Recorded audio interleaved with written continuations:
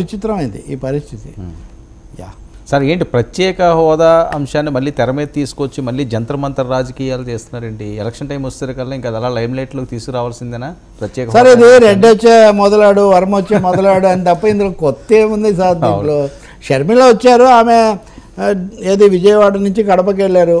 కడపలో ఒక పాలిటిక్స్, ఢిల్లీలో ఇవి చేయదలుచుకున్నారు. ఓకే, సీతారాం యేచూరి ఇట్లాంటి వాళ్ళు ఎప్పటి నుంచి ఫైట్ చేస్తున్నారు, వాళ్ళు వచ్చి చెప్పారు. కాబట్టి అక్కడ హోదా అని అనడం తప్ప మిగిలిందంతా అన్న చెల్లి ఫైటే కదా. కానీ ప్రత్యేక హోదా అంశము ముగిసిన అధ్యాయం అని బీజేపీ అన్నది కానీ ఆంధ్రప్రదేశ్ ఒప్పుకోలేదు. ఏపీకి సంబంధించినంత వరకు ప్రత్యేక హోదా నిరంతరం తెరిచి ఉన్న అధ్యాయమే.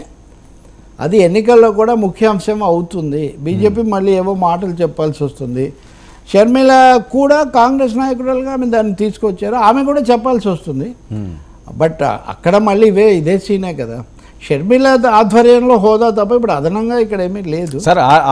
ఆ నినాదాన్ని ఎత్తుకుని పూర్తి స్థాయిలో షర్మిల దాని మీదే ఫోకస్ పెట్టి కాంగ్రెస్ ఒకవేళ అక్కడ వస్తే మొదటి సంతకం ఇదే పెడతారనో, లేకపోతే రాహుల్ గాంధీ గారితో ఎవరితోటినా ఓ స్టేట్మెంట్ ఇచ్చి ఆంధ్రప్రదేశ్లో ఇప్పుడు చురుగ్గా వెళ్తే ఏవైనా సీట్స్ వచ్చే ఛాన్స్ ఉంటుందా? దాన్ని అసలు ఆంధ్రప్రదేశ్ ప్రజలు పట్టించుకుంటే పరిస్థితుందా? కాంగ్రెస్ 2 సార్లు వాళ్ళు రిజెక్ట్ చేశారు కదా.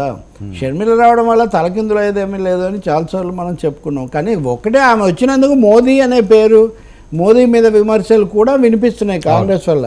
అంటే ఆమె 20 మాటలు జగన్ అంటే కనీసం ఒక 2 మాటలన్నా మోడీని అనక తప్పని పరిస్థితి. అది కూడా మోదీకి నువ్వు బానిసగా మారావు, లేకపోతే గులాంగిరి చేస్తున్నావు అని. నిజమే, ఆంధ్రప్రదేశ్ నాయకులు దాని గురించి మాట్లాడుకోవాల్సిన అవసరం ఒకటి ఉంది. కానీ దానివల్ల కాంగ్రెస్కి ఏదో పెద్ద ఒరిగిపోతుంది అనేది లేదు.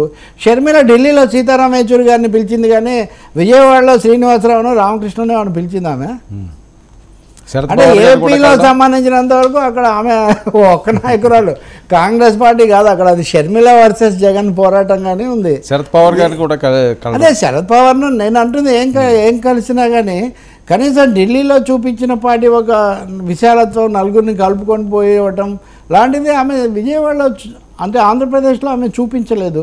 అన్ని సీట్లు మేమే పోటీ చేస్తామని చెప్పింది. ఆమె చేస్తారో లేదో నాకు తెలియదు, కానీ అందువల్ల అది ఆమె చేస్తున్నారో వాళ్ళ అధిష్టానం చెప్తుందో మనకు తెలియదు. కానీ ఆమె అయితే నలుగురిని కలుపుకొని పోవనే వైఖరి లేదు. అంటే ప్రత్యేక హోదా అనే అంశం అన్నది ఒక సెంటిమెంట్ ఆంధ్రప్రదేశ్ ప్రజలకు. సెంటిమెంట్ కాదు సార్, కమిట్మెంట్. ఓకే, అలాంటి పరిస్థితుల్లో అదే నినాదాన్ని షర్మిల ప్రచారం చేసుకుంటా ప్రచారాస్తంగా మార్చుకుంటే మిగతా పార్టీలు కూడా మాట్లాడాలి కదా. వాళ్ళకి మాట్లాడే ఆ నైతిక అర్హత ఉందా?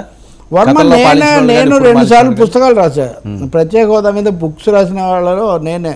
వాస్తవానికి పవన్ కళ్యాణ్ కూడా ఇచ్చా అప్పుడు. మా వాళ్ళు కూడా ఒకసారి ఉండవాలి, అరుణ్ కుమార్ ఆవిష్కరించారు దాన్ని వాస్తవంగా నాది రాజమండ్రిలో. కాబట్టి ఇది ఉంది, ఈ సమస్య ఎక్కడికి పోలేదు. విశాఖ ఉక్కు, ప్రత్యేక హోదా, పోలవరం పునరావాసం, ఈ అంశాలు సజీవంగానే ఉన్నాయి. వాటి మీద పోరాడుతూనే ఉన్నారు వామపక్షాలు, ప్రజా సంఘాలు ఆయా సమయాలు. ఇప్పుడు చలసాని శ్రీనివాస్ లాంటి వాళ్ళు దానికోసం పవన్ కళ్యాణ్ కూడా రౌండ్ టేబుల్ పెట్టాడు కదా 2019కి ముందు. పాచిపోయిన లడ్డు ఈ స్లోగన్ అంతా అప్పుడు. ఇప్పుడు ఆ తర్వాత ఆయనకు లడ్డు అది పుల్లారెడ్డి మిఠాయి లాగా బీజేపీ ఇది కనిపిస్తుంది. ఓకే, ఆయన వైఖరి మారుండొచ్చు. కాబట్టి ఇప్పుడు షర్మిల వచ్చి ఆ టాపిక్కే తీసుకుంటే ఆమె విశాల వైఖరి తీసుకోవాలి కదా. అది ఆంధ్రప్రదేశ్లో ఇంతవరకు జరగలేదు, సమయం ఎక్కువ లేదు. ఎన్నికల్లో దాన్ని ఒక ప్రధాన అంశంగా తీసుకొని మిగిలిన కమ్యూనిస్టులను లేకపోతే ఇంకా హోదా వాళ్ళని ఇట్లాంటి వాళ్ళని కలుపుకొని ఒక పొలిటికల్ లైన్లో వెళ్తే అది ఆమె కేవలం జగన్ వర్సెస్ షర్మిల అన్నా చెల్లి యుద్ధంలాగా ఉన్నంత వరకు ఏం ఉపయోగం లేదండి. అది ఆంధ్రప్రదేశ్ ప్రయోజనాల కోసం ఒక రాజకీయమైనటువంటి మలుపు తీసుకుంటే కొన్ని ఓట్లు వస్తాయి, సీట్లు ఏదో వచ్చేస్తాయని చెప్పండి. ఆవిడ నినాదం తీసుకుంటే మిగతా పార్టీ వాళ్ళు ఈ ప్రత్యేక హోదా అంశం మీద ఏం మాట్లాడగలరు? అది నా పాయింట్. తప్పకుండా మాట్లాడతారు కదా. ఇప్పుడు యేచూరి రాజ్యసభలో ఇప్పుడు సిపిఎం వాళ్ళు మాట్లాడతారు. ఇప్పుడు నేను చెప్పినట్టుగా 2-3 సార్లు వీళ్ళు చేశారు. తెలుగుదేశం మాట్లాడలేదు. అదే అంటున్నాను, తెలుగుదేశం వైసీపీ మాట్లాడలేవు. అది అందుకనే అదే పూర్తిగా నిజం. అది వాళ్ళేం మాట్లాడలేరు, మాట్లాడరు కూడా. పక్కనే ఇది అదే కదా నిన్న అదే హైజాక్ అయింది అక్కడే. ఆమెమో జగన్ దీని మీద పెడతారు, వీళ్ళేమో ఆమె మీద దాడి. వైసీపీ ఎందుకు దాడి చేయాలని నిన్న ఢిల్లీ వెళ్ళి ప్రత్యేక హోదా మీద షర్మిల మాట్లాడితే వైసీపీ ఆమెను టార్గెట్ చేయడంలో అర్థం లేదు అసలు. వేరే విషయాల్లో అయితే వేరే సంగతి, కానీ ఇదంతా చంద్రబాబు స్క్రిప్ట్, చంద్రబాబు డ్రామా అని అంటారు. ప్రత్యేక హోదా చంద్రబాబు డ్రామా ఎందుకైంది? చంద్రబాబు ఎప్పుడో దాన్ని వదిలేసి ప్యాకేజ్ తీసుకొని ఒప్పుకున్నారు కదా. కాబట్టి ఎట్లా తయారైందంటే ఏదో కుటుంబ తగాదాగా మారింది. ఆంధ్రప్రదేశ్ రాజకీయాలు కుటుంబ తగాదా స్థాయికి తగ్గించే ఒక పెద్ద ప్రయత్నం జరుగుతుంది. బీజేపీ దీన్నే చెప్తుంది. రేపు మోదీ వచ్చినప్పుడు ఏం చెప్తారంటే కాంగ్రెస్, వైఎస్ఆర్ కాంగ్రెస్ అంటే ఇలా ఉంటాయి చూడండి, వాళ్ళ కుటుంబాలు అక్కడ ఢిల్లీలో కుటుంబమే, ఇక్కడ ఏపీలో కూడా వీళ్ళ కుటుంబాల మధ్య జరుగుతుంది, మాది దేశం కోసం అని ఆయన చెప్పడానికి